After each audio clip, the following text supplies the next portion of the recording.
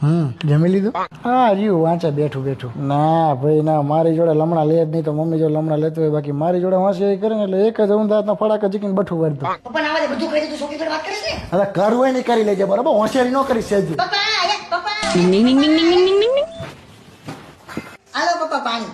પપ્પા તમે બહાર આવો, તમને એક વસ્તુ બતાવું. શું છે? અરે તમે બહાર તો આવો. શું શીલા છોકરાને જો પપ્પા, આ હે ડેસ્ટિની 125. હવે નાનકો શું કહેતો હતો કે આપણે ગેરવાળી સાયકલ લેવી, બરોબર? હવે ગેરવાળી સાયકલમાં પેન્ડલ તો મારવાના જ ને.